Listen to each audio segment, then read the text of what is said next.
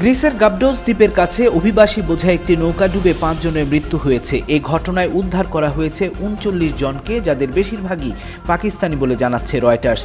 এখনও নিখোঁজ রয়েছে আরও 40 জন। 14 ডিসেম্বর রাতে নৌকাটি ডুবে যায় বলে জানায় গ্রিসের কোস্টগার্ড।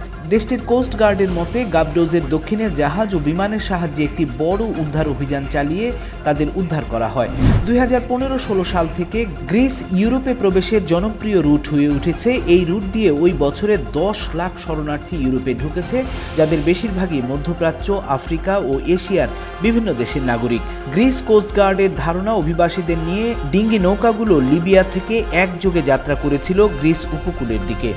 এদিকে একই দিনে আরেকটি ঘটনায় একটি মাল্টা পতাকাবাহী পণ্যবাহী জাহাজ থেকে 47 জন অভিবাসীকে উদ্ধার করা হয়েছে।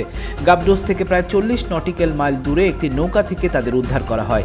এ সময় দ্বীপ থেকে প্রায় 28 নটিক্যাল মাইল দূরে থাকা একটি ট্যাঙ্কারের সাহায্যে আরও 88 জনকে উদ্ধার করা হয়। ভূমধ্যসাগরে তুলনামূলকভাবে বিচ্ছিন্ন ক্রিট ও গাবডোস দ্বীপের কাছে এ ধরনের জাহাজ ডুবির ঘটনা গত বছরে বেড়েছে।